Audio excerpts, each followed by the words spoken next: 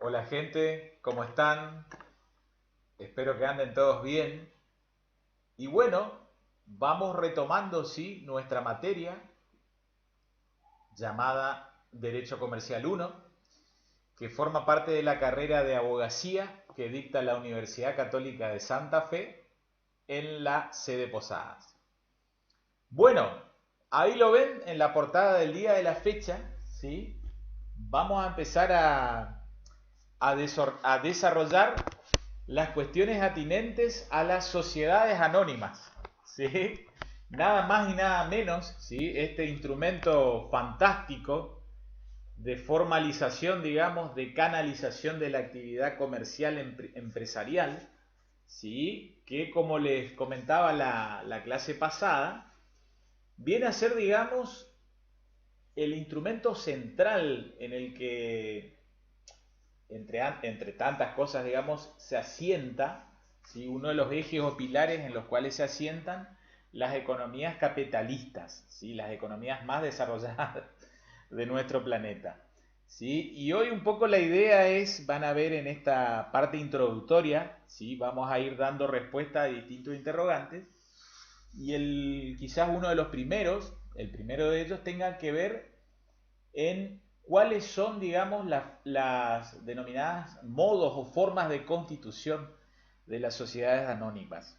Y allí resulta ser que encontramos en una de las variantes, ¿sí?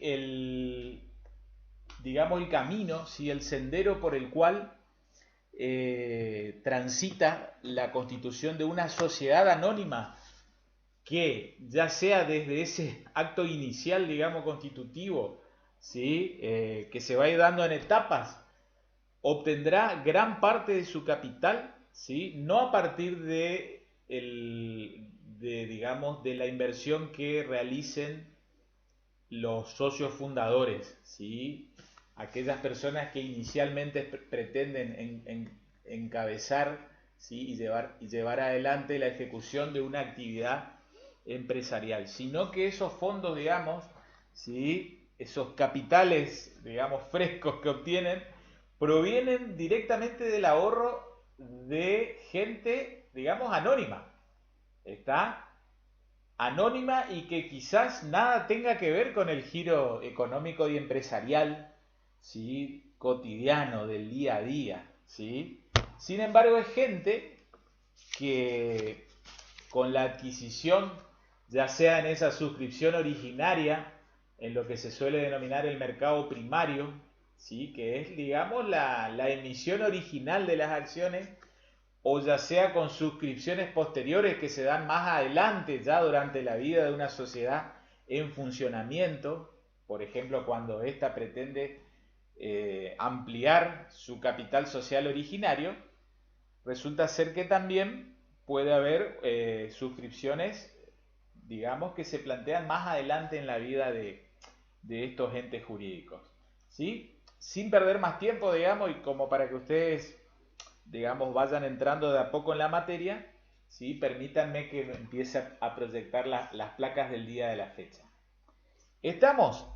Bien, entonces, vamos a ir resolviendo entonces estos interrogantes, ¿sí? ¿Cómo se constituyen? Es el primero de ellos. ¿Está? Ahí tenemos, digamos, nuestro hombrecito, ¿sí? Que le explota su cabeza de dudas. ¿Está? Parece cualquiera de nosotros, si nos vemos reflejados en la cotidianidad de nuestros días, digamos, sabiendo qué es lo que va a pasar o qué es lo que va a seguir, digamos, nuestra vida cotidiana. No sabemos ni qué pasa en la semana que viene, ni que hablar de un mes o un año, de acá a un año vista, como se suele decir. Bueno, metámonos, digamos, en el desarrollo de nuestra materia. Vean cómo se constituyen las SA. Para eso, sí, tenemos que ubicarnos en la Ley General de Sociedades, ¿sí? Como lo ven allí, vean la cantidad de artículos que le dedica la Ley de Sociedades, ¿sí? Artículos 163 a 314. ¿Está? Entonces, es, digamos, la sociedad, el tipo societario que ha quedado más regulado, ¿sí? Por la vigente por entonces Ley de Sociedades Comerciales 19.550, Hoy, digamos, seguimos trabajando con esta ley 19.550, pero bajo el rótulo de Ley General de Sociedades, ¿sí? Cambio que vino, como ya estudiamos, digamos, por impulso o por la reforma de la propia ley 26994, que es la misma que puso en vigencia el nuevo Código Civil y Comercial. Entonces, ¿cómo se constituyen las SA? ¿Sí? Permítanme que salga de la placa y vamos a ir, ¿sí?, a la Ley General de Sociedades, ¿sí?, que es fuente normativa. Ustedes ya lo tienen, ya lo han recibido en sus correos, ¿sí? Así que podrán ir consultándola una y otra vez, inclusive mientras vamos trabajando con este video que después yo les pasaré a sus propios correos, ¿sí? Vean, van a ver que no es tan complejo como parece, ¿sí?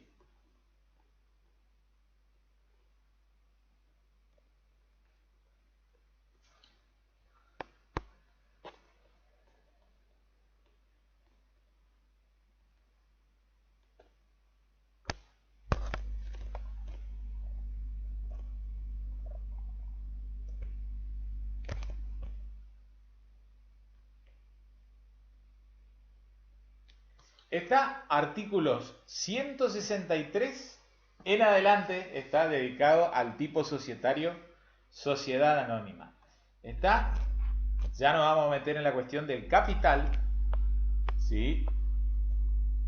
Pero quiero llevarlos a la órbita del artículo 165. Está, que allí lo vemos, pasamos a leerlo. Artículo 165, la sociedad se constituye por instrumento público y por acto único. Está, esa es la primera variante. Entonces, ¿cómo se constituye la sociedad anónima? Está, la primera variante será por acto único. Está, y la segunda variante será la suscripción pública. Está. Vamos sobre un tema que yo ya les he anticipado en los videos precedentes, en las clases previas, ¿sí? Justamente la sociedad anónima, ¿sí?, prevista por la inmensa mayoría de legislaciones, digamos, civilmente,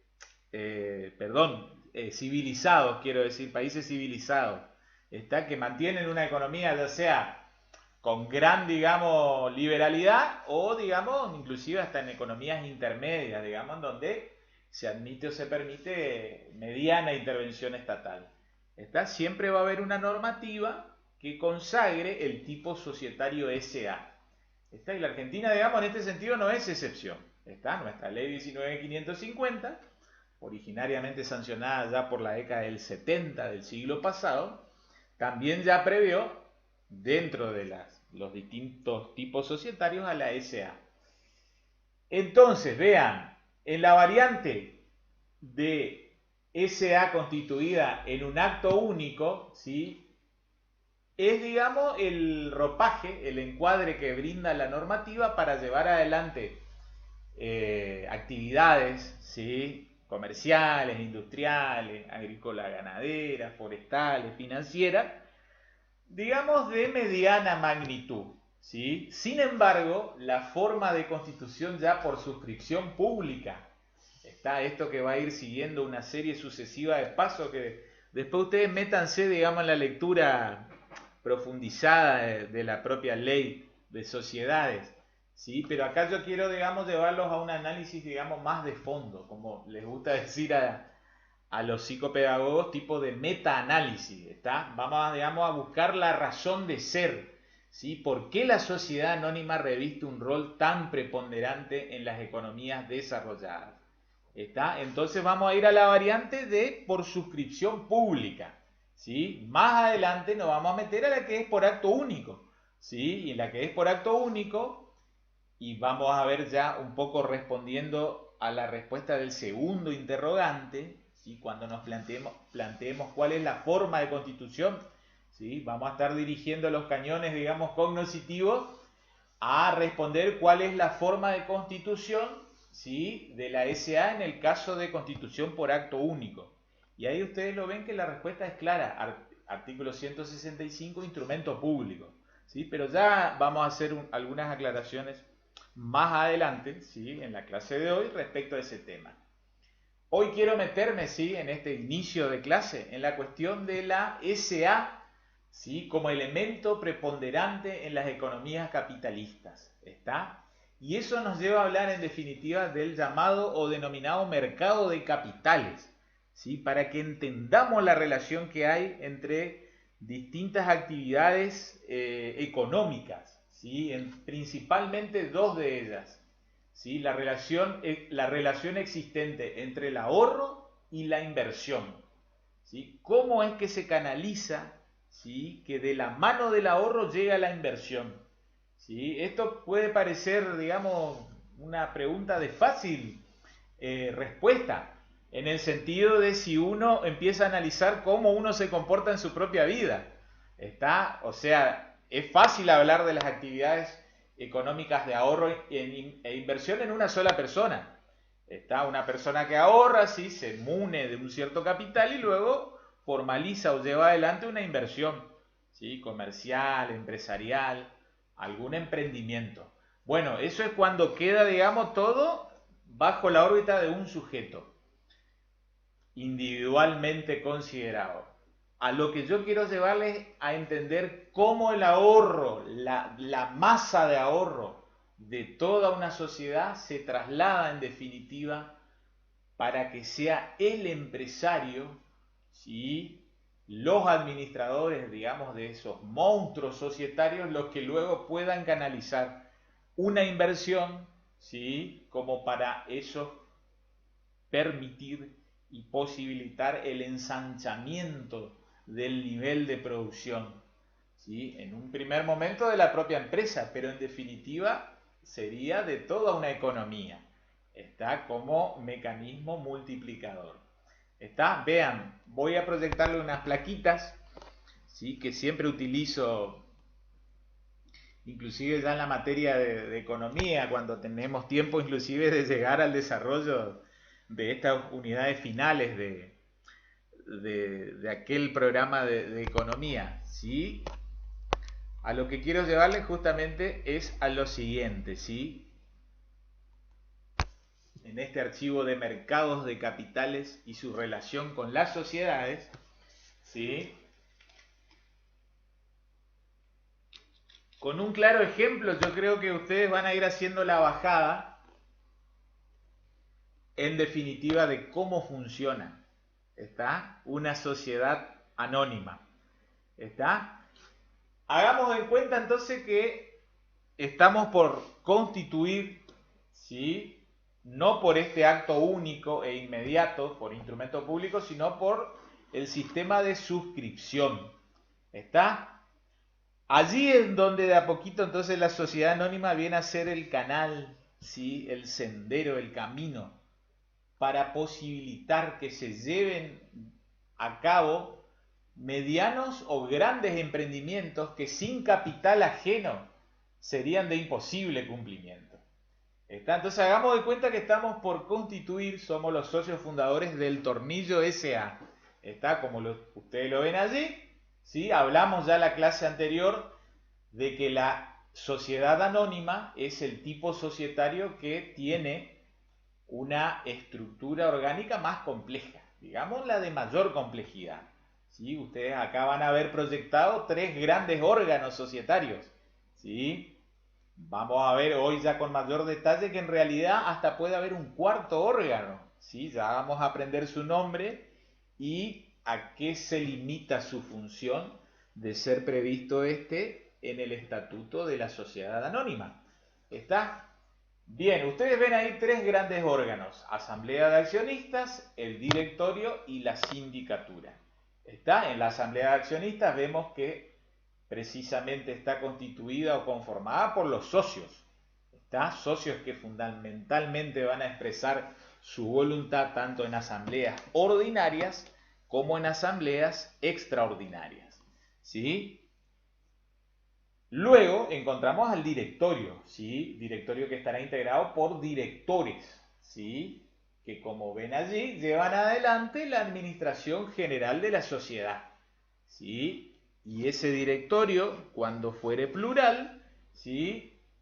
Va estar, digamos, encabezado en la persona o cabeza de un presidente, ¿sí? Entonces hablamos de un presidente del directorio que va a ejercer la función de representación de la sociedad. ¿Está? No nos olvidemos que cuando hablamos de una SA, estamos hablando de una persona jurídica, ¿sí? De un ente de imputación diferenciada respecto de cada uno de los miembros que la componen, ¿está? Respecto de cada uno de los miembros de los socios que la integran. Finalmente vamos a encontrar un órgano sindicatura, ¿está? Y quiero que vayan grabando de a poco. De esos 3 órganos que allí yo les proyecto, 2 son necesarios, son forzosos, son obligatorios. Hablamos de la asamblea de accionistas y del directorio. ¿Está? Toda sociedad anónima necesariamente va a partir, digamos, con una estructura dual en materia orgánica, ¿sí? Es decir, con la presencia de la asamblea de accionistas y la presencia del órgano directorio. La sindicatura puede o no estar. ¿Está? Vamos a ver si que puede o no estar, sea por voluntad de los propios socios, ¿sí? O inclusive vamos a ver casos en que necesariamente una estructura de sociedad anónima tendrá que tener, digamos, como tercer órgano a la sindicatura, ¿sí? Es lo que se suele decir los casos del artículo, vayan anotándolo, artículo 299. Artículo 299 ¿de qué? De la Ley General de Sociedades. Allí van a ver distintos supuestos fácticos que si una SA, por ejemplo, se dedica a una determinada actividad, o si una SA tiene tantos millones de pesos por capital social, o si una SA, conforme al número de socios, reviste, digamos, la unipersonalidad, ahí ya le estoy abriendo el juego de que las SAUs, ¿sí? Las sociedades anónimas unipersonales, tienen que tener sindicatura, y vamos a ver que este artículo 299 enumera inclusive otros casos más. En esos casos debe existir, ¿sí?, el órgano sindicatura. Si la sociedad que pretendemos conformar, ¿sí?, no se encuentra incluida en los casos del 299, es como que queda librado a la voluntad de los socios fundadores, ¿sí? Pero no tienen la obligación de volcar, ¿sí?, de crear el órgano sindicatura, ¿sí? Órgano que podrá ser ejercido de manera singular, es decir, individual, o de manera plural. ¿Estamos? Entonces allí ustedes encuentran, ¿sí?, una estructura básica de una sociedad anónima, ¿sí?, representada por estos 3 órganos: asamblea de accionistas, directorio. Estos 2 primeros órganos, reitero, por más que resulte, digamos, cansador y redundante, necesariamente existirán en toda sociedad anónima. Y un tercer órgano, ¿sí?, denominado sindicatura, que podrá estar, ¿sí? ¿Cuándo necesariamente deberá existir? Si la sociedad encuadra en los casos del artículo 299, que ya nos vamos a meter de lleno, ¿sí? De a poquito vamos a ir llegando a la lectura de los distintos dispositivos legales. Si no encuadra en los casos del 299, queda, digamos, plenamente facultativo para los socios fundadores, ¿sí?, incorporar o no el órgano sindicatura. Puede suceder que por más que no estén obligados, ellos pretendan crear el órgano sindicatura, y en cuyo caso, digamos, estará el tercer órgano, ¿sí?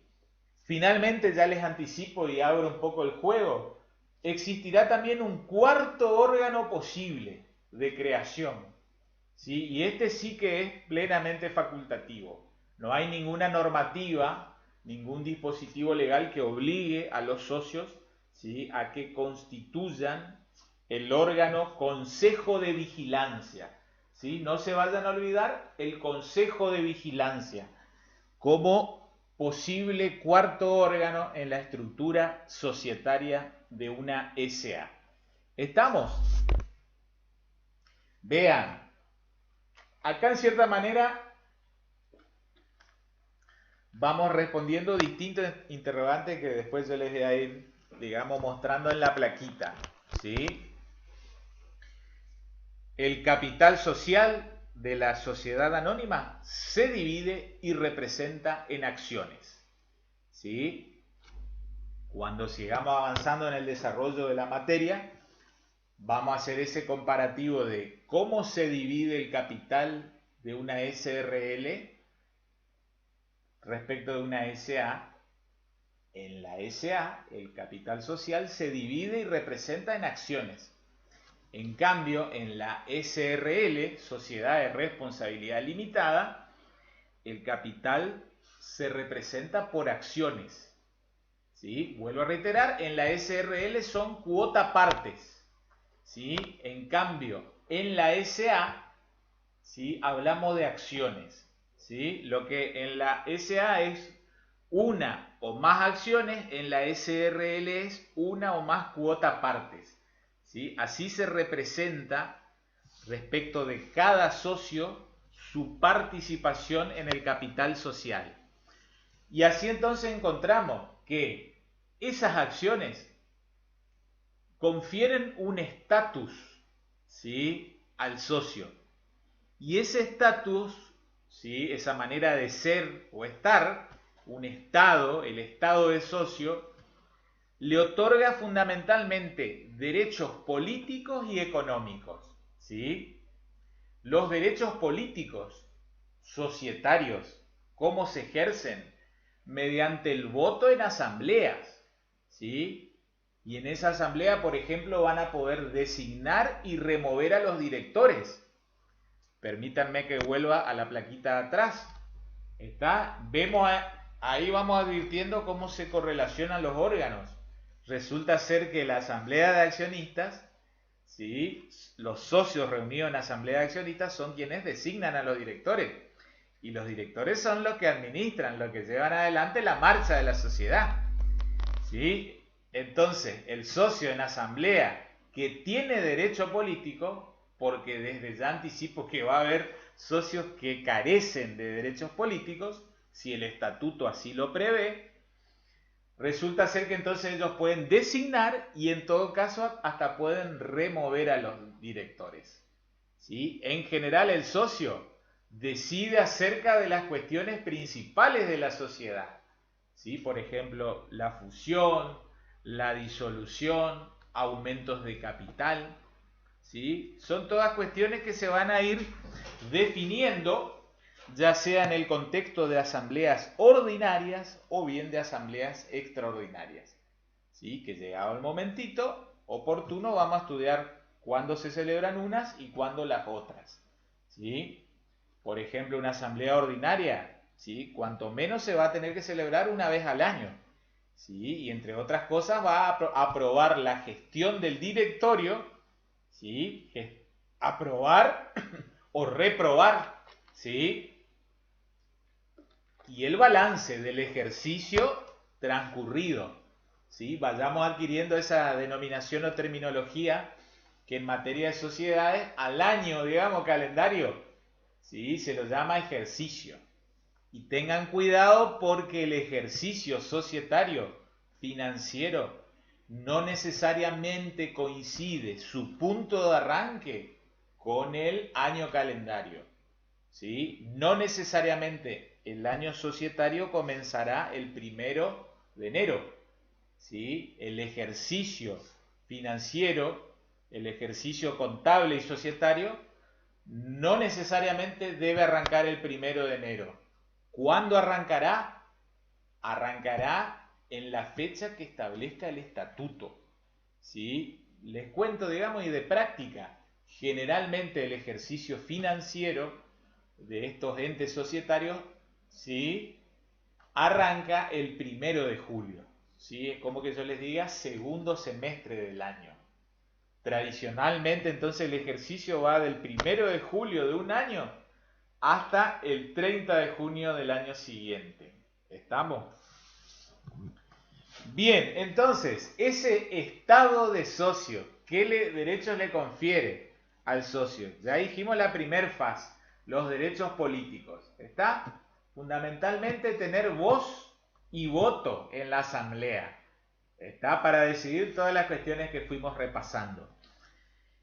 Por otro lado, sí, y algunos dirán, quizás la faz principal depende, como todo depende en la vida, uno qué prioriza o qué valora, digamos. Pero lo cierto es que las sociedades anónimas generalmente se estructuran y son previstas por las legislaciones para que la gente gane dinero. ¿Está? Es para eso entonces. La otra faz de ese estado o estatus de socio consiste en que se le confieren derechos económicos. ¿Sí? ¿Y qué es lo que son los derechos económicos? En definitiva, es la posibilidad de obtener los dividendos, ¿sí? O beneficios o ganancias, ¿sí? Conforme a la participación accionaria, luego de cada ejercicio social. Esta es como que yo les dije entonces, en la inmensa mayoría de sociedades, el año financiero termina el 30 de junio, ¿sí? Si ese ejercicio financiero, ¿sí? Fue positivo, ¿sí? En definitiva, si fue superavitario y no deficitario, ¿sí? Entonces habrá ganancias por repartir. ¿Qué sé yo? Digamos, 1.000.000 de pesos, 10 millones de pesos o 100 millones de pesos. ¿Cómo se reparten ese millón de pesos, esos 10 millones de pesos o esos 100 millones de pesos, por poner un número X? Conforme a la participación societaria, ¿sí? Conforme a esa acción que posee, ¿qué porcentaje representa en el capital social total? ¿Sí? Podrán ser un 3%, un 10%, un 70%. ¿Está? Excepcionalmente en una sociedad anónima unipersonal, ¿sí? Esta cuestión, digamos, no se pone en tela de juicio, en el sentido de que el socio único va a obtener el 100% de los dividendos, ¿sí? Pero en sociedades con pluralidad, ¿sí? Y hablábamos en las clases precedentes cómo por fuera del tipo societario SA siempre debe manifestarse una pluralidad sustancial, digamos, con aportes societarios importantes, ¿sí? Sustanciales. Volviendo a la SA, entonces, el estado de socio en la SA le confiere derechos políticos y derechos económicos, ¿sí? Derechos políticos, votar en asambleas, ¿sí? Tener voz y voto, ¿sí? Entre otras cosas, designar y remover a los directores, ¿sí? También vamos a ver que al síndico, ¿sí? En general, definir todas esas cuestiones que hacen, digamos, a decisiones fundamentales, ¿sí? A principales temas o aspectos de la sociedad. Mientras que los derechos económicos serán, digamos, se ejercen una vez al año. ¿Cuándo? Luego de que pasó el ejercicio societario, el ejercicio social. ¿Y cómo se manifiesta ese derecho económico? ¿O en qué grado de extensión? ¿Sí? En la medida de la participación accionaria, ¿sí? En el paquete accionario. Vemos ahí entonces, reafirmamos el capital social en sociedades comerciales, estamos hablando en este caso del tipo SA, surge de los aportes. ¿Sí? Esos aportes, en definitiva, después vamos a ir estudiando, de a poquito nos vamos a ir metiendo en los primeros artículos de la ley de sociedades, ¿sí? Principalmente para los dos tipos societarios más utilizados, SA y SRL, puede consistir en dinero, ¿sí? Como lo ven allí, fundamentalmente en dinero, o también en especie, en bienes, ¿sí? Como hablábamos en la clase anterior, qué sé yo, una camioneta, ¿sí? Que se aporta, en definitiva se transfiere al dominio, sale del capital del socio aportante, ¿sí? Y pasa a formar parte del capital social. ¿Está? Esos aportes provienen de los socios, ¿sí? Yendo al caso concreto de las SA, vean, ya en estas sociedades anónimas, digamos, como yo les digo, las vedettes del capitalismo, ¿sí? Que son las que permiten que las economías, digamos, se intensifiquen, se desarrollen, digamos. ¿Está? Entonces, generalmente en esas mega empresas resulta ser que hay acciones, por ejemplo, acciones clase A y clase B. ¿Sí? Ya digamos la terminología, digamos, te pretende marcar algo. Vean, una acción clase A generalmente está en cabeza de los socios fundadores, ¿sí? De la sociedad anónima. ¿Quiénes son, digamos, esos socios fundadores? Los dueños de la idea originaria del negocio o emprendimiento. ¿Sí? Y también serán aquellos capitalistas originarios, digamos, los que pusieron su platita originariamente, por ahí ellos no eran, digamos, los que tenían, digamos, la chispa de explotar tal o cual actividad, pero sin embargo pusieron fondos propios, ¿sí? Como para colaborar con, digamos, los genios que querían llevar adelante una actividad emprendedora. ¿Está? Entonces, ellos van a ir constituyendo, ¿sí? Por este modelo de suscripción de acciones, ¿sí? En los distintos pasos van a ir constituyendo la sociedad, ¿sí? Y ellos se quedan con las acciones clase A, ¿sí? Y estas acciones, por ejemplo, le van a conferir, como ven allí en la última rayita, en el último ítem, para las acciones clase A. Les va a conferir tanto derechos políticos, ¿sí? Como derechos económicos, ¿sí? Entonces, vean, en esos casos, ¿sí? Vuelvo hacia atrás, ¿sí? Vamos a ese, digamos, cuadrito esencial, ¿sí? No nos olvidemos esta doble faz, ¿sí? De que está constituido tanto por derechos políticos como económicos. Esas acciones de los socios fundadores tienen esa doble, digamos, esa doble faz de conferirle tanto derechos políticos así como también derechos económicos. ¿Está?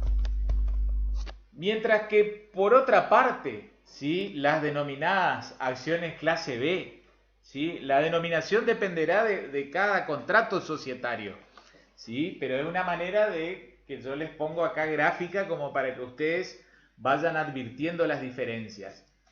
Esas acciones clase B existen en sociedades, y acá vamos, digamos, adquiriendo lenguaje, que hacen oferta pública de sus acciones. ¿Está? ¿Dónde? En el mercado accionario. ¿Sí? Digamos a persona indeterminada. Acá de a poquito nos vamos a ir metiendo en el mercado de capitales. Esas acciones clase B, que también son parte del capital social, hay que reafirmarlo, generalmente solo otorgan derechos económicos. ¿Sí? Entonces los que adquieren esas sociedades, esas acciones, no van a ejercer, como ven allí, la faz política del título o la acción. No van a poder asistir con voz y voto en la asamblea. Ellos están para decidir cuestiones fundamentales de la sociedad.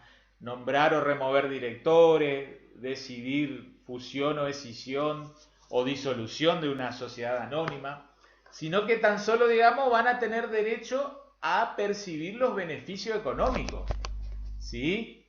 A percibir los beneficios económicos, a obtener los dividendos una vez que acaece la finalización del ciclo financiero, del ejercicio financiero. Esas acciones no las tienen generalmente, las que no tienen derecho político, no la tienen los socios fundadores o capitalistas, digamos, originarios, sino que está, digamos, en cabeza de ahorristas particulares, ¿sí? Que ellos son los que vuelcan parte de sus ahorros al mercado accionario, ¿sí? ¿Por qué? Y acá, digamos, lo que quiero ir, que ustedes vayan adquiriendo como noción de por qué son tan importantes las sociedades anónimas en estas economías más desarrolladas, ¿sí? Esto quizás tanto no tiene mucha extensión en nuestro país, ¿sí? El mercado de capitales, desde ya les cuento, en cierta manera está representado por alrededor de 90 empresas, ¿sí? Que cotizan sus acciones en el mercado de valores, en la ciudad autónoma de Buenos Aires, en el Merval o el Merval, como se suele decir. ¿Está? Son acciones que, ya sea de manera originaria o en ocasión de ampliaciones de capital, ¿sí? Sacan a la oferta pública la suscripción de acciones. ¿Está? Entonces, ¿por qué se relacionan estas dos nociones fundamentales de la economía, de ahorro e inversión? ¿Sí? Y que es una de las pautas distintivas entre los países desarrollados y subdesarrollados. Vean, ¿por qué el ahorro? Estamos hablando del punto de vista del particular, ¿sí? Porque estos mercados de capitales, ¿sí? Por ejemplo, el Merval a nivel nacional, ¿sí? Permite esa captación de los ahorros particulares. ¿Está? Entonces el particular, en vez de, como les dije en la clase anterior, ¿sí? Ir a hacer digamos, un contrato de plazo fijo, ¿sí? Contrato bancario de plazo fijo, que también lo van a estudiar en comercial, ¿sí? Algunas nociones básicas. En vez de poner su platita en plazo fijo, por ejemplo, ¿sí? Vuelcan, digamos, parte de sus ahorros a adquirir digamos, estos valores, en definitiva, ¿sí? Estos títulos valores, ¿sí? Estas acciones, ¿sí? Como vemos allí, esto de los individuos, en vez de tener paralizado parte de sus ahorros, o en vez de volcarlos en plazo fijo en entidades bancarias, ¿sí? Ese plazo fijo que tiene como finalidad primaria la obtención de un interés, prefieren volcar, ¿sí? En la compra de acciones de ciertas sociedades que cotizan en bolsa, ¿sí? La bolsa de acciones, la bolsa de valores, como se suele decir. ¿Está? Vamos ahora a la otra noción o actividad económica fundamental, ¿sí? La inversión. Acá ya lo vemos, digamos, con ojos de empresario, desde el punto de vista de la empresa. ¿Está? Como vemos en ese segundo ítem, respecto del rubro inversión, las empresas, ¿sí? Ya necesitan, ya sea originariamente, cuando nace el negocio, al momento de su constitución, ¿sí? Ese sería el momento de la suscripción.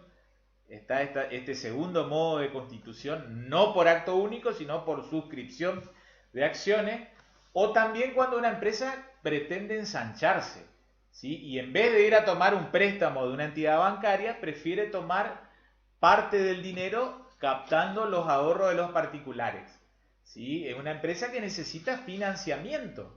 ¿Está? Entonces, vuelvo a reiterar, en vez de ir a una entidad bancaria a obtener un préstamo, ¿sí? Que va a tener una tasa de interés, ¿sí? Luego tendrá que devolver capital más interés, las empresas entonces, en definitiva, logran esta actividad de inversión. Esto de aumentar su stock de capital con la finalidad de producir más bienes y servicios. ¿Está? Eso es la inversión en economía. Aumentar el capital que tienen para poder producir más, sean bienes concretos o servicios que brindan. ¿Sí? Siempre pongo ese clásico y básico ejemplo de un empresario que se dedica al transporte de pasajeros. ¿Está? Supongamos que tiene un capital ya de una empresa que está transcurriendo, integrado por una flota de 10 vehículos, 10 colectivos de doble piso.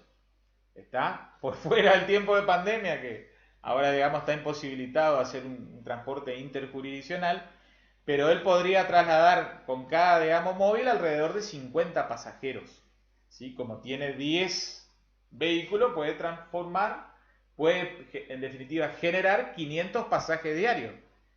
Si él quiere aumentar su capacidad productiva, probablemente quiera incorporar 2, 3, 5 unidades más. ¿Sí? Hay veces que o lo obtiene eso mediante un préstamo ante una entidad bancaria que le permita luego comprar el vehículo, el automotor, o, ¿por qué no, digamos, hacer una ampliación de su capital con suscripción digamos, materializado con la oferta pública de acciones? ¿Está? Vean. De tal manera es que el mercado accionario conecta estas dos fuerzas poderosas que siempre estudiamos, ya digamos, como concepto básico de economía, oferta y demanda, ¿sí? Que acá se encuentran en un mercado muy particular, que es el mercado de capitales, ¿sí? La oferta de capital en este caso, vean que es singular. ¿Quién es el que oferta capital? ¿El particular o los particulares? ¿Sí? Y las empresas son las que demandan capital. ¿Sí? En vez de buscarlo, como les dije, en una entidad bancaria, lo buscan en el mercado accionario. ¿sí? ¿Y cuál es ese mercado accionario de valores o bolsa? En definitiva, como ven allí, por ejemplo, el Merval, ¿sí? Bolsa de valores. Y acá es que tenemos que hacer una fundamental distinción. Este mercado accionario, ¿sí?, posee dos grandes submercados. ¿Me van siguiendo? El mercado accionario, ¿sí?, posee, digamos, dos grandes facetas. Por un lado existe el denominado mercado primario y por otro el mercado secundario, ¿sí? ¿Qué quiere significar esto? En una primera etapa, ¿sí?, allí, digamos, ¿quiénes participan del mercado primario? Los socios fundadores, ¿sí? Los socios fundadores. ¿Está? Y esos socios fundadores eran o bien los que tenían, digamos, la idea, pero ellos mismos no tenían suficiente capital como para llevar adelante la actividad, y también aquellos capitalistas originarios, digamos, de donde ya esos, digamos, dueños de la idea, algo de capital lo obtuvieron, pero de una manera insuficiente como para constituir una persona y llevar adelante, llevar a cabo una actividad comercial empresarial. Entonces, resulta ser que en ese mercado primario están esos socios originarios que están buscando capitales, ¿sí? Y ahí es que se produce, digamos, la captación del ahorro. Por otro lado están los suscriptores originarios de las acciones, ¿sí? Digamos, persona que podrá ser persona humana o jurídica, ¿sí?, que compran, ¿sí?, a través de esa emisión originaria de acciones. Es como ven allí esto de la sociedad saca al mercado por vez primera en oferta pública, ¿sí? Y ese, digamos, mercado primario existe ya sea cuando se constituyen, ¿sí?, o cuando amplían su capital, en sucesivas ampliaciones de su capital. Esta etapa se suele conocer como de suscripción de acciones, suscripción originaria de acciones. Entonces los ahorristas, ¿sí?, son los que confieren parte de sus ahorros, ¿sí? Y en definitiva ese dinero le termina llegando a la sociedad comercial, ¿sí? Y la sociedad comercial le entrega el título, le entrega la acción, ¿está? Mediante la suscripción originaria, ¿está? Volvemos acá al cuadrito anterior o cuadritos anteriores, ¿sí? Estas acciones generalmente vendrán en esa tipología que yo les dije, serán generalmente acciones tipo clase B, que confieren únicamente derecho económico, no derecho político, para que ese ahorrista, digamos, prácticamente innominado, anónimo, concurra y vote, ¿sí?, en la asamblea de accionistas. No, es para que obtenga dividendos económicos, ¿está? De tal manera, ¿sí?, el ahorrista entonces va a obtener su beneficio. ¿Cuándo? Luego del transcurso del ejercicio financiero, del ejercicio social. De tal manera, en definitiva, la empresa obtiene, ¿sí?, directamente, digamos, fondos frescos, ¿sí?, y ahí después lo trasladan a la actividad de inversión. Después veremos, digamos, qué hace esa sociedad con esa plata que obtuvo, ¿sí? Si era, digamos, una suscripción originaria, digamos, es decir, se está constituyendo la SA, y bueno, va a ser, digamos, para lo inicial, establecer una sede, ¿sí? No sé si llega como para adquirir un inmueble o al menos para un buen alquiler, ¿sí? Y la compra del capital de base, digamos, originario con el cual se empezarán, digo, a producir bienes y servicios económicos. ¿Está? Ahí por último ponemos, un ahorrista entonces, por ejemplo, paga 10 pesos, supongamos que es el valor nominal de cada acción, del tornillo SA. Bien, estamos hasta ahí. Entonces vean lo siguiente, el mercado primario es fundamental, ¿está? Es fundamental. Pero sin la existencia del mercado secundario, no existiría el mercado de capitales, ¿sí? No existiría el mercado accionario. ¿Qué pasa? El que compró una acción, ¿sí?, de una sociedad anónima por suscripción originaria, le interesa ver cómo le va a esa empresa, ¿sí? Si es una empresa, digamos, que tiene pretensiones de crecer, ya sea, digamos, por las actividades que ella misma emprende, ¿sí? Por el prestigio que va adquiriendo, o ya sea por el contexto que la rodea. Imagínense lo que hoy es un contexto de pandemia, ¿sí? Y cómo influye en el mercado accionario. ¿Qué pasa con el que compró una acción? El que compró una acción, ¿sí? En definitiva, necesita de un mercado secundario. Es decir, necesita de un mercado en el cual nuevamente haya oferta y demanda que le permita a él, en todo caso, desprenderse de la acción, ¿sí? Por ejemplo, antes de que ésta pierda su valor. Porque una vez que él compra la acción, él no es que se la guarda y va a esperar a que transcurra el ejercicio financiero o el ejercicio social. No va a esperar a julio del año que viene. ¿Sí? Generalmente el que compró, ¿sí?, en suscripción originaria una acción es porque luego otra vez pretende volcarla en el mercado secundario. ¿Sí? En esa, vean qué es lo que sucede. Ya no está la empresa o socios fundadores.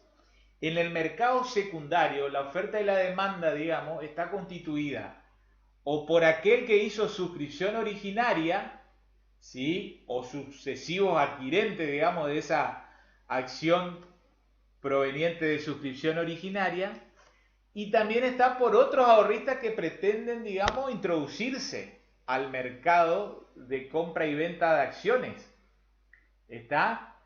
Y entonces, muchas veces se lucra, ¿sí? Y digamos, esa es la razón de ser del mercado secundario, ¿sí? Comprar a un valor y luego venderlo a otro valor, ¿sí? Digamos, hay expectativas de suba o de baja del valor de la acción. Y ese valor de la acción o va a subir o va a bajar conforme a cómo le vaya a la empresa. Si le va bien, de a poquito va a ir ganando sus centavos, digamos, en la cotización, ¿sí? Y si le va mal, va a perder valor, ¿sí? Como ven allí, ¿de qué depende la baja o el alza en el precio de la acción? De las expectativas y confianza acerca del desempeño de la empresa y de la economía en general. ¿Sí? Como dijimos, si le va mal a la empresa, las acciones bajan. Si le va bien, suben las acciones. ¿Sí? La acción se compra a un precio determinado, ¿sí?, y se vende a otro precio. ¿Sí? Y ese precio es distinto. Supongamos que era el suscriptor original. Él lo compró a 10, ¿sí? Pero si a la empresa le fue luego bien, esa acción se cotizó y vale 14. ¿Está? Entonces, si él lo llega a vender, llega a colocar, en definitiva, va a ganar, digamos, 4 pesos, digamos, de plusvalía. ¿Está? Ahí entonces está la razón de ser del mercado secundario de acciones, ¿sí? Que es esas acciones originarias, ¿sí?, provenientes de una suscripción originaria, o bien ya sea de una suscripción sucesiva que se va dando porque la sociedad aumenta su capital social, ¿está? Luego lo revende, es como una reventa. El mercado secundario, háganse la cuenta ustedes, la idea de que es un mercado de reventa. Se obtiene a un precio y en definitiva, se vende a otro precio. Se compra a un precio y se vende a otro precio, ¿sí? Y la finalidad de ser de este mercado, ¿sí?, es posibilitarle al suscriptor original, ¿sí?, que en definitiva, ¿sí?, pueda revender su acción. Eso es, digamos, la principal manera de funcional del mercado de acciones. Existe para eso, ¿sí? Reafirmamos entonces por qué se vinculan estas dos grandes nociones de oferta y demanda, ¿sí? Se vincula justo para eso, de oferta y demanda de capitales, ¿sí? La oferta, en definitiva, es del ahorrista particular, ¿sí? Y la demanda es de la empresa, que la empresa, digamos, que quiere producir siempre necesita de fondos, ¿sí? En una economía como la Argentina, como les dije, donde el mercado de capitales son entre 85 y 90 empresas, ¿sí? Ustedes escucharán que dicen, cayó o subió la bolsa de valores. Cuando, por ejemplo, dicen fue una jornada positiva, la bolsa de valores subió 5%. ¿Eso qué es lo que significa? Que los precios de las acciones, ¿sí?, en ese día, digamos, como promedio de las acciones de todas las empresas que cotizan en el Merval, han subido como promedio un 5%. Entonces, cuando va habiendo alza en los valores, hay, digamos, un incentivo para ir comprando esas acciones. Comprando antes de que suba en todo caso. Y después con eso uno tiene una intención de obtener una plusvalía si vuelve a subir.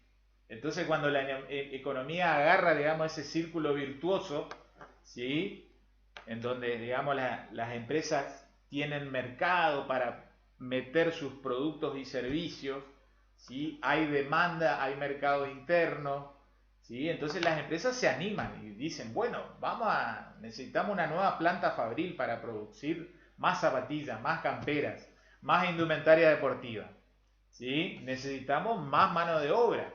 Y ese es el mecanismo, digamos, ¿sí?, de reproducción, digamos, en definitiva, de multiplicación de la actividad económica.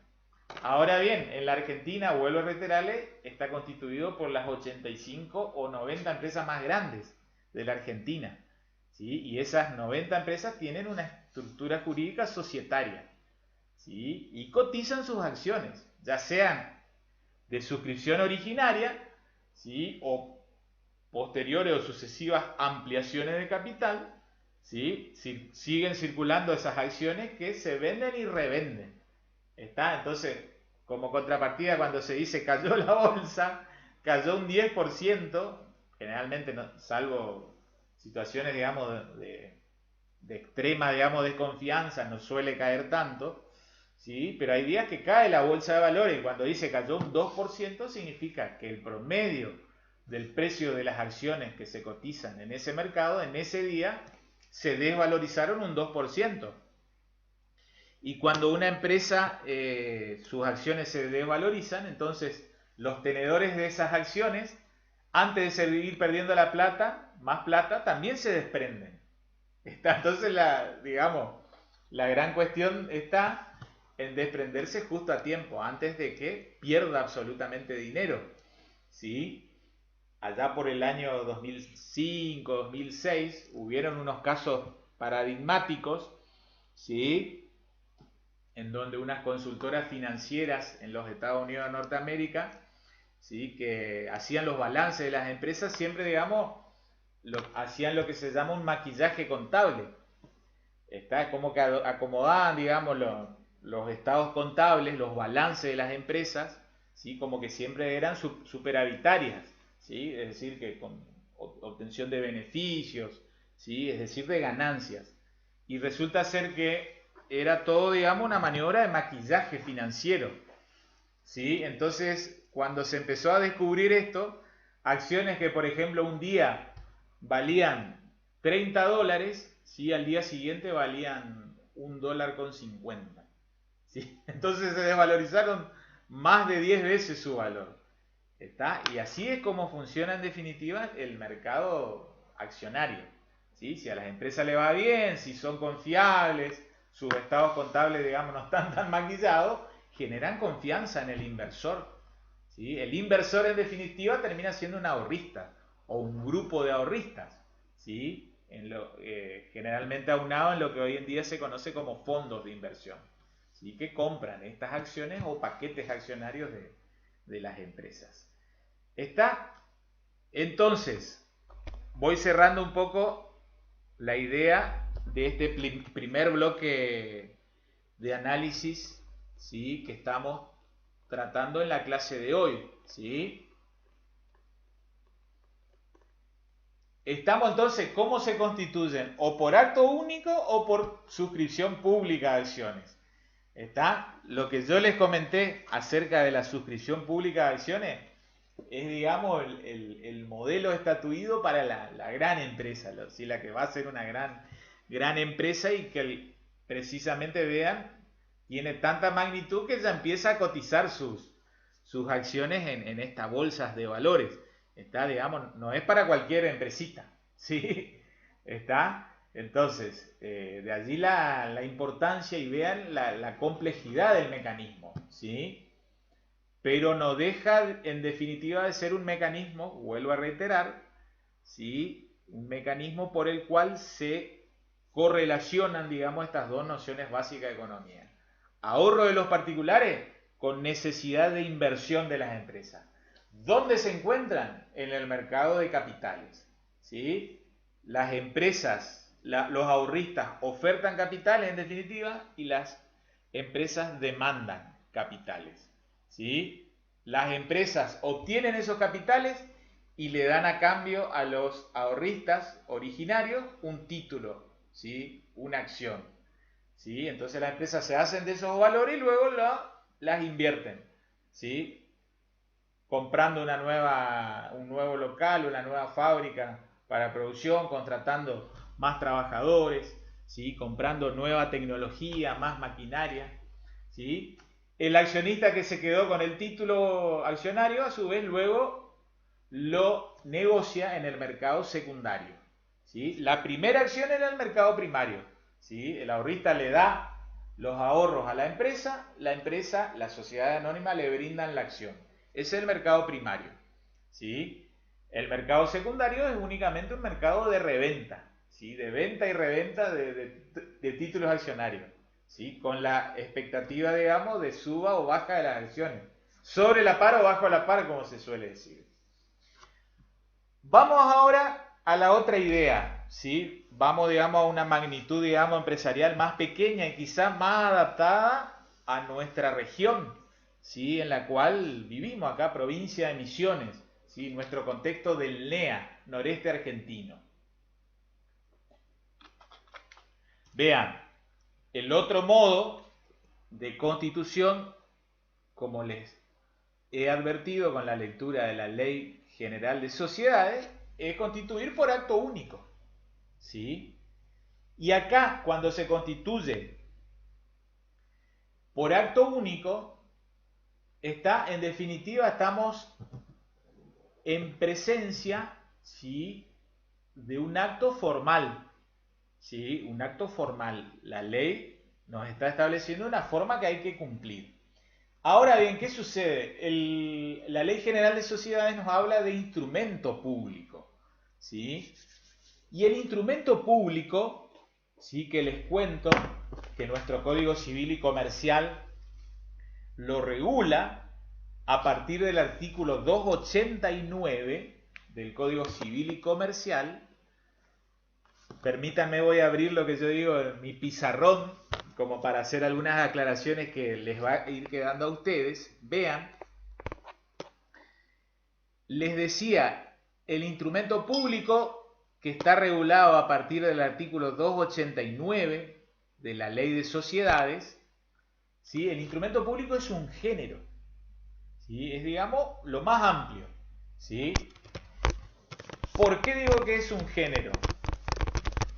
Porque atendiendo al origen del documento o instrumento, el instrumento público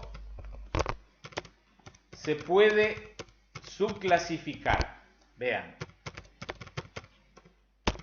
Y esto, ustedes van a tener el video, digamos, les queda de apoyatura.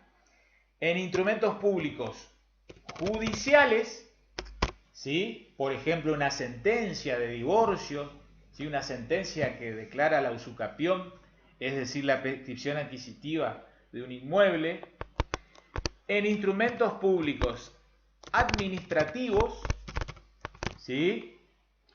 Por ejemplo, un decreto, ¿sí? Del Poder Ejecutivo Nacional o del Poder Ejecutivo Provincial, ¿está? También una propia ley, ¿sí? En el momento que es sancionada y luego pasa esa sesión, ¿sí? Por una versión taquigráfica y después ese proyecto de ley, ¿sí? Termina siendo en definitiva promulgado por el Poder Ejecutivo, ¿sí? Y hay, digamos, un sustento material de esa norma. Ese instrumento en definitiva es un instrumento público, ¿sí? Que tiene por ley de la nación número tal o por ley de la provincia número tal según el digesto provincial. Y está entonces muy directo. El instrumento público se puede subclasificar en instrumento judicial, anotaron los ejemplos de una sentencia de un juez, una sentencia de divorcio, ¿sí? En definitiva, una sentencia de prescripción adquisitiva, ¿sí? Recién dijimos instrumentos administrativos. ¿Está? ¿Qué otro ejemplo? Un acta de nacimiento, ¿sí? Un acta de defunción o partida de defunción, un acta de matrimonio. Son todos ejemplos de instrumentos públicos administrativos. Finalmente encontramos instrumentos públicos notariales, ¿sí? ¿Qué es lo que es lo notarial? Digamos, háganse cuenta ustedes la idea. Notario y escribano son nociones equivalentes, ¿sí? Lo notarial es, digamos, lo que proviene de escribanía, ¿sí? Entonces, vuelvo a la letra del artículo 165 y nos dice, la sociedad debe constituirse por instrumento público, ¿sí? Pero si nos situamos acá, resulta ser que instrumento público puede ser tanto judicial, administrativo como notarial. ¿A cuál de ellos quiso hacer referencia? Bien, este es un interrogante que tanto en la doctrina como en la jurisprudencia argentina tiene, digamos, un desarrollo, digamos, se ha escrito muchísima tinta, digamos, sobre este tema, pasó mucha agua, ¿sí? Debajo del puente. Tiene más de 40 años que se sigue discutiendo qué quiso decir el legislador cuando habló de instrumento público. ¿Está? No cabe duda de que cuando es instrumento público, ¿sí? En la subespecie notarial, a lo que quiso hacer referencia, y es un poco lo que yo les pongo acá, es que quiso hacer referencia a la escritura pública. ¿Está? Y anoten, y de a poquito ustedes se van a ir familiarizando con el lenguaje, que la escritura pública es un documento, ¿sí? Que proviene de escribano en ejercicio de su función notarial, que fedaciona un acto o negocio jurídico. ¿Está? El escribano a la escritura pública la hace en su protocolo, ¿sí? Y el protocolo en definitiva es como un conjunto o colección de escrituras. Y es un conjunto, digamos, anual, ¿sí? Porque cada escribano es como que va armando su protocolo anualmente, ¿sí? Comienza su año, digamos, profesional con la primera escritura, supónganse, a partir del 1 de enero de tal año, ¿sí? Hasta el 31 de diciembre del mismo año. Cada escritura que él hace en su protocolo lleva un número de escritura. ¿Dónde la hace? En el protocolo. Pero también quiero, digamos, de a poquito ir familiarizándolos con la práctica. Sáquense la idea de que el protocolo es un libro, ¿sí? Acá hay mucha confusión porque don Dalmacio Vélez Sarsfield, en nuestro viejo Código Civil y Comercial, hablaba del libro de protocolo. ¿Qué quiero decirle? El protocolo nace cuando el escribano, digamos, va al colegio y compra las hojas de protocolo de manera individual, ¿sí? Son, digamos, fojas individuales, ¿sí? Que el escribano luego va haciendo la impresión con formato, digamos, de procesador de texto. Imagínense un archivo Word, lo imprime, ¿sí? Y son unas hojas de color azul, ¿sí? Tienen 25 renglones en el anverso, otros 25 renglones en el reverso, ¿sí? Finalmente firma el compareciente y el escribano firma y sella. ¿Está? Firma y sella. ¿Qué es lo que pasa? ¿Por qué está la noción de que pareciera que es un libro? Cuando termina el año calendario, luego el escribano tiene un plazo determinado para que esas escrituras que hizo, más la documentación complementaria, por ejemplo, los documentos de identidad de los comparecientes, o sea, lo que se presentan en su escribanía, y más lo que se conoce como el índice, ¿sí? El protocolo tiene que tener un índice como para poder ubicar de manera rápida las escrituras. Todo eso sí se debe encuadernar, ¿sí? Pero es como que yo les diga, el encuadernamiento para hacer un tomo como si fuera un cuaderno es a posteriori. El protocolo nació siendo hoja libre. Cierro la idea, digamos, y para no irme tanto a lo notarial. Cuando el artículo, vean, 165 dijo instrumento público, ¿sí? Quiso hacer referencia a la noción de escritura pública. Está entonces ir ante un escribano, ¿sí? A constituir la sociedad anónima, ¿sí? Por escritura pública. ¿Está? Y a secas, ¿sí? Olvídense de que hace falta la presencia de testigos. Para la constitución de sociedad anónima no, de ningún tipo societario.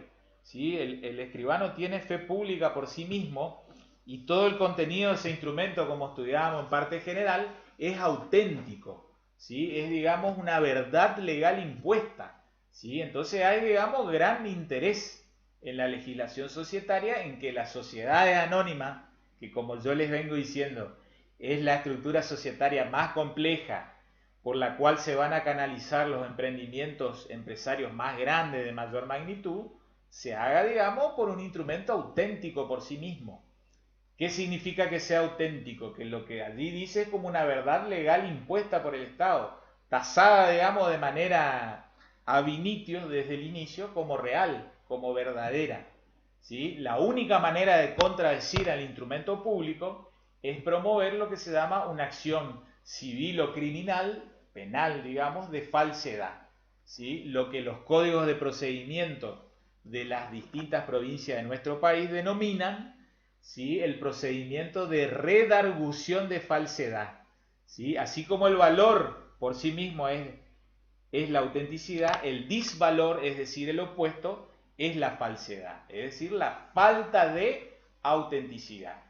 Está entonces las escrituras, las sociedades anónimas se constituyen por instrumento público, concretamente escritura pública ante notario, ¿sí? Escritura pública ante notario, es decir, un instrumento auténtico, ¿sí? Otra cosita, vean, después yo les voy a mandar a sus correos, ¿sí? Contratos y estatutos tipos, digamos, así que uno encuentra en los libros de la doctrina o de los entes de aplicación. ¿Sí? A lo que quiero llevarlos es que deben figurar en ese instrumento las nociones que establece el artículo 11. Después léanlo y cuando yo les mande el modelo de contrato o estatuto, en definitiva, van a hacer ustedes, digamos, el ejercicio de ir comparando si tal requisito que pide la legislación societaria en su artículo 11 se encuentra en ese acto constitutivo originario. ¿Está? Esa es un poco la idea. Entonces, vean, vuelvo al cuadrito base, ¿sí? Hemos dado respuesta a estos dos primeros interrogantes, ¿sí? ¿Cómo se constituyen? ¿Sí? ¿Por acto único o por suscripción pública? Estas son las dos alternativas. Y ustedes ya tienen, digamos, todo el desarrollo que hemos hecho del modo por suscripción pública con digamos, con esta ilustración que hicimos acerca de cómo funciona el mercado accionario. ¿Cuál es la forma del acto constitutivo? Esta pregunta, digamos, está primordialmente dirigida, ¿sí? Para el caso de constitución por acto único. Está en donde, digamos, los socios fundadores ya tienen, digamos, el suficiente capital, ¿sí? Como para dotar al determinado ente jurídico con su propio capital social, ¿sí? Porque vean, otro interrogante, ¿sí? Que ya lo respondimos con la ilustración del mercado accionario. ¿Cómo se representa su capital social? ¿Cómo se representa el capital social de las SA? Ya lo hemos dicho, a través de acciones, ¿sí? Que confieren a sus titulares ya sea tanto derechos económicos como derechos políticos. ¿Está? Conferir derecho económico es una nota esencial. Cualquier acción por el hecho de ser tal va a conferir derecho económico. Ahora bien, derechos políticos habrá que estar atento a cada estatuto de sociedad anónima. Puede que lo confiera o puede que no, ¿sí? Para una determinada clase de acciones, ¿sí? Otra preguntita. ¿Cuál es la responsabilidad que adquiere el socio? ¿Sí? Y acá nos vamos metiendo en la letra nuevamente de la legislación societaria.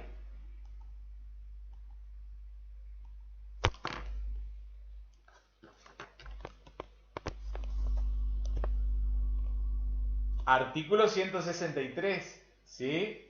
es el, digamos, el artículo de bienvenida. El capital se representa por acciones. Dimos respuesta a ese interrogante. Y los socios limitan su responsabilidad a la integración de las acciones suscritas. En ello va la responsabilidad limitada. Entonces, el socio de sociedad anónima, ¿sí? Sea cual fuere la clase, como ya les dije, de acción, acciones con derecho político y económico a la vez, o acciones que únicamente tengan derecho económico, ¿sí? El titular de la acción limita su responsabilidad a la efectiva integración de la acción suscrita. ¿Qué significa esto? Porque, vean, quiero contarles lo siguiente. Vayan distinguiendo estas palabritas. Suscripción de integración. No son equivalentes. Una cosa es la suscripción y otra la integración. ¿Sí? Suscribir es, digamos, asumir, ¿sí?, la posición jurídica de socio, y supongamos que es una sociedad entre 4 socios. ¿Sí? Supongamos que es una sociedad entre 4 socios. ¿Sí? Y que cada socio, de manera equidistante o equivalente, ¿sí?, suscribe acciones por el 25% del capital social total. ¿Qué sucede? Vean, hay que distinguir las nociones de suscripción e integración. En el acto constitutivo, aparte de suscribir, es decir, yo soy el socio Roberto López, ¿sí?, y suscribo el 25% del total de las acciones, ¿sí?, o del total de capital social de la sociedad, hay que hacer la integración, ¿sí?, ya sea en dinero o en especie. ¿Sí? Si es en especie, es decir, si es un bien el que aporta y que a su vez representa el 25% del capital de la sociedad, ¿sí?, tiene que ser enteramente integrado. Es decir, si hay que transferir, supongamos, el dominio de una camioneta, como yo les dije, hay que hacerlo en ocasión del acto constitutivo. ¿Sí? Ya se acaba en ese momento. En cambio, si es dinero, ¿sí?, ¿sí?, si es dinero, supongan que el capital social de esa sociedad, ¿sí?, después vamos a ver que hay un capital mínimo para el caso de la SA, no nos metamos todavía, pero les cierro la idea. Hagan de cuenta que el capital social son 400.000 pesos, ¿sí?, total. ¿Sí? Cada socio tiene comprometido el 25% del capital, ha suscrito el 25% de ese total de capital social. Es como que cada socio, ¿sí?, tiene que en definitiva aportar 100.000 pesos a la sociedad. ¿Sí? Son 4 socios, 4 por 100.000 da el total de capital social, 400.000 pesos. ¿Sí? Para facilitar las cosas, hagamos de cuenta que todos van a aportar dinero. ¿Sí? Cuando hay que aportar dinero, no hace falta integrar totalmente en el acto constitutivo. ¿Sí? No hace falta integrar totalmente en el acto constitutivo. ¿Sí? Vean, ¿qué es lo que sucede? Artículo 166, ¿sí?, inciso segundo. Que ahí empezamos a distinguir estas nociones de suscripción e integración. ¿Sí? Esto de la suscripción del capital, el monto y la forma de integración, ¿qué es lo que debe contener, digamos? Vean. ¿Sí? Y si corresponde el plazo para el pago del saldo adeudado, el que no puede exceder de 2 años. ¿Está? Entonces, hay que terminar de integrar, en el plazo de 2 años. ¿Sí? Entonces, vuelvo a reiterar, 4 socios, cada uno se obligó a aportar 100.000 pesos en dinero, ¿sí? Es decir, el capital social total de esa sociedad van a ser 400.000 pesos. Perfecto. ¿Qué sucede? Si es dinero, no hace falta que aporten, ¿sí?, que integren en el acto constitutivo ya los 100.000 pesos. Porque y acá le empiezo, digamos, a correlacionar con la práctica. ¿Qué es lo que es integrar en dinero? ¿Qué significa en la práctica? Significa que, en definitiva, uno tiene que hacer un depósito, ¿sí?, en un banco oficial. Típico caso, uno debe hacer un depósito por dicha suma en el Banco Nación. ¿Está? Entonces, si cada socio se comprometió a aportar 100.000 pesos, ¿sí?, basta con que cada uno aporte el 25% de su integre el 25% del aporte en ocasión del acto constitutivo. ¿Está? Es como que yo le diga, bastaría con que cada socio para el acto constitutivo aporte 25.000 pesos. ¿Está? Está el socio A, el socio B, el socio C y el socio D. Cada socio debe aportar, debe integrar, ¿sí?, al menos el 25% del total de sus aportes. Como cada uno se había comprometido a aportar 100.000, es decir, había suscrito por 100.000 pesos, ¿sí?, bastaría con que integre al menos 25.000 pesos. Vuelvo a reiterar, ¿qué significa eso de integrar? Significa ir a hacer un depósito en un banco oficial, Banco Nación, ¿sí?, de la Argentina, ¿sí?, y uno va y hace el depósito un día, ¿sí?, y luego en el trámite inscriptorio, en el íter de inscripción, como se suele decir, hay un momento en que el funcionario de registro te habilita a que vos vuelvas a retirar ese depósito que hiciste. Es como que esto está dirigido a decir, bueno, mostrá las cartas, ¿sí? Si vos declaraste que querés constituir una sociedad de 10 millones de pesos, ¿sí?, bueno, ¿será que tenés esos 10 millones de pesos? Entonces la legislación societaria te exige que para el momento del acto constitutivo, ¿sí?, en esa inscripción originaria, si es aporte dinerario a lo cual te has comprometido, ¿sí?, vos al menos integres efectivamente el 25%. ¿Sí? ¿Qué pasa respecto del 75% restante? ¿Sí? Como ustedes lo ven allí en ese artículo 166, segundo párrafo. Tienen, digamos, los socios hasta 2 años para efectuar la efectiva integración del capital adeudado, ¿sí?, del aporte adeudado. Es como que, digamos, tenemos 2 años para ir a hacer el resto del depósito en el Banco Nación, ¿sí? Y ojo con olvidarse ese tema de efectiva integración, porque si no hay efectiva integración del saldo, ¿sí?, como que yo les dije, a cualquiera de esos socios A, B, C o D le está faltando que vuelvan a hacer otro depósito por 75.000 pesos. ¿Está? Entonces, si no lo hacen, ¿sí?, quedan solidariamente, ilimitada y solidariamente responsables por el aporte no realizado. Entonces, si hay algún compromiso de la sociedad, ¿sí?, frente a terceros que, digamos, no cumple en tiempo y forma, eventualmente ese acreedor, ¿sí?, puede dirigirse contra el socio que no efectuó el aporte. ¿Está? Que no realizó la integración del aporte al cual se comprometió, ¿sí?, suponiendo de que no integró el 100% en el acto constitutivo. ¿Se entiende? Es, digamos, mucho juego de palabras, ¿sí?, depende de la claridad con la cual uno explica. No sé si les ha quedado claro.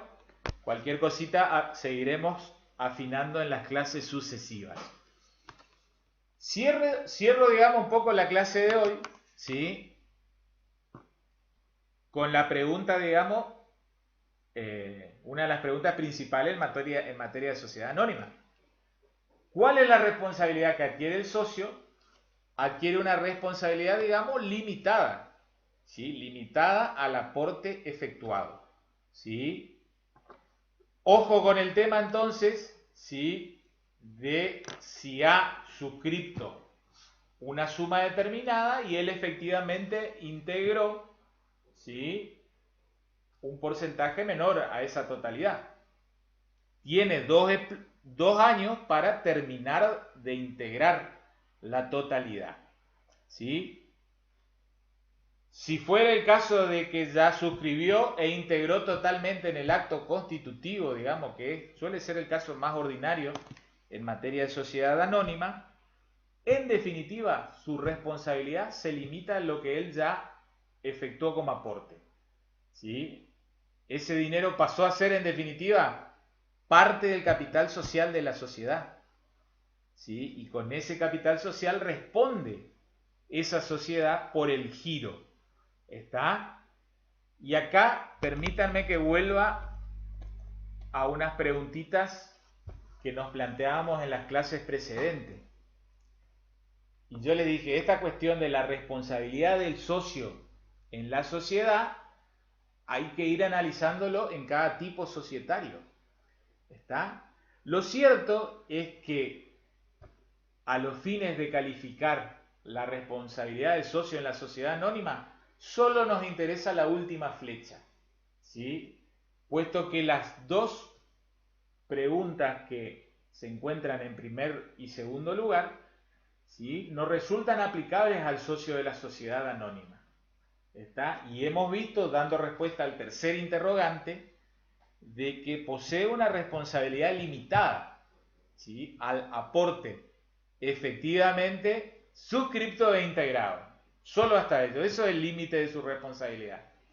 Por adquirir una responsabilidad limitada, ¿está? Entonces no nos planteamos esto de responsabilidad subsidiaria o directa, o de responsabilidad solidaria o mancomunada. ¿Está? Digamos, para el socio que forma parte de una SA y se comporta, digamos, como Dios manda, como manda la legislación societaria, él, digamos, se cierra, digamos, su bloque normativo con una responsabilidad limitada. Al ser una responsabilidad limitada, no tiene sentido plantearse esto de responsabilidad directa o subsidiaria. ¿Está? Siempre se trabajará con una responsabilidad directa del ente societario. ¿Está? Pero que acá no interesa porque no hay manera de llegar al patrimonio personal del socio en una sociedad anónima, a menos que no haya efectivamente integrado, ¿sí?, el aporte al cual se comprometió, es decir, el aporte total que él suscribió. Si él suscribió cierta cantidad de dinero y solo hizo el aporte mínimo, ¿sí?, integró el aporte mínimo, ojo, porque ahí su responsabilidad, ¿sí?, se transforma en ilimitada. Y eso nos lleva a plantearnos dentro de esta segunda pregunta y a calificar en definitiva como una responsabilidad solidaria. ¿Está? Y en definitiva también será una responsabilidad subsidiaria. A ver, cierro con lo siguiente como para hacerme entender. Vuelvo a reiterar, el socio de sociedad anónima que se comporta conforme a la normativa societaria tan solo tiene una responsabilidad limitada, ¿sí?, al aporte efectivamente integrado, ¿sí? Si ese socio suscribió, como yo le decía hoy, por 100.000 pesos, ¿sí?, pero él solo hizo el efectivo íntegro del 25.000 pesos, ojo que hasta que él no termine de hacer la integración total, se puede transformar en un socio con responsabilidad ilimitada, y es como que al abrir, digamos, la tranquera de la responsabilidad ilimitada, luego además entonces podemos hablar de una responsabilidad que será solidaria, es decir, le podrán reclamar a él solo la totalidad de la deuda. Estamos hablando de una solidaridad desde el punto de vista pasivo, desde el punto de vista del deudor, de los deudores, y que también terminará transformándose, porque así lo establece el artículo 56 de la Ley General de Sociedades, en una responsabilidad subsidiaria,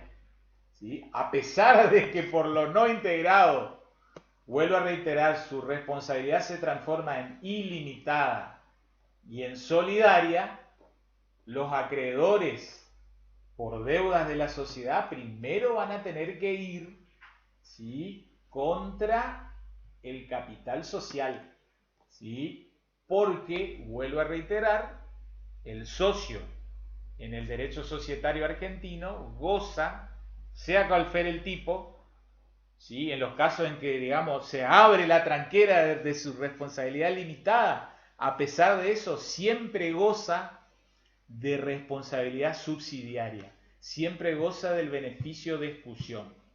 Los acreedores deben atacar primero los bienes de la sociedad, ¿sí?, sean bienes en especie o dinerarios, ¿sí? Debe, como se suele decir técnicamente, excutir los bienes del ente jurídico, de la persona jurídica, y luego eventualmente llegar, ¿sí?, a los bienes personales del socio.